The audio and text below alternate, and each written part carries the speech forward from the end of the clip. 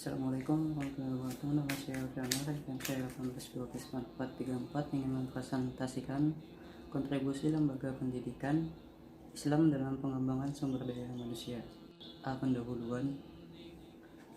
Pendahuluan Islam adalah pendidikan yang bertujuan untuk membentuk pribadi muslim seutuhnya, mengembangkan serta seluruh potensi manusia, baik yang berbentuk jasmania maupun rohania, menumbuhkan hubungan yang harmonis setiap pribadi manusia dengan Allah, manusia dan alam semesta. Dan 1. Sumber daya manusia.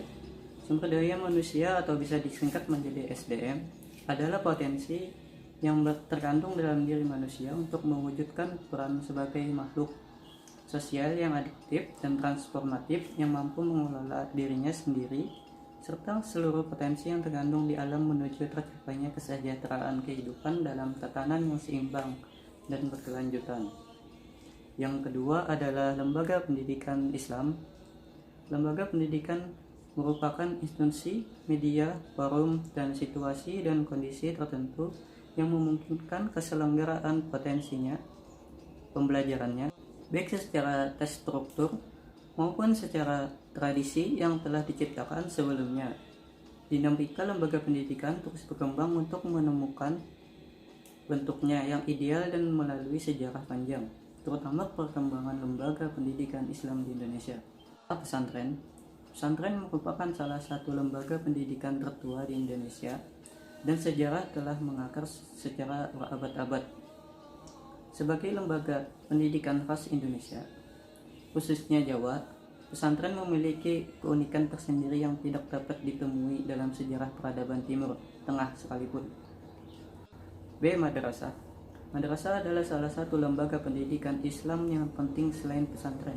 Keberadaannya begitu penting dalam upaya meningkatkan kualitas sumber daya manusia atau SDM dan menciptakan kader-kader bangsa yang memiliki wawasan keislaman dan rasionalisme yang tinggi. Adapun yang C, sekolah. Sekolah yaitu di mana ada peserta didik memperoleh transfer ilmu pengetahuan. Sekolah adalah tempat di mana peserta didik dapat mengembangkan minat, rasa ceria untuk belajar menjadi manusia yang berilmu.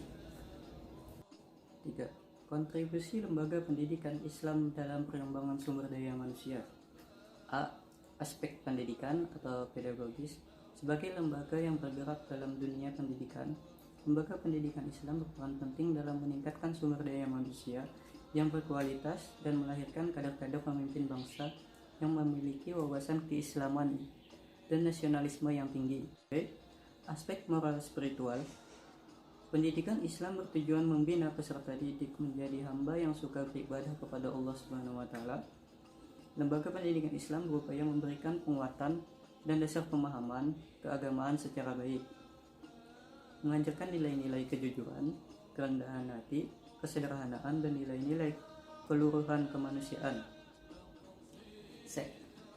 Aspek sosiokultural.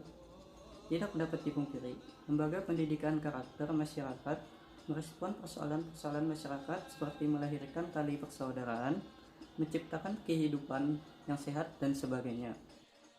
Sekian video yang saya sampaikan. Salah hilap mohon maaf. Assalamualaikum warahmatullahi wabarakatuh.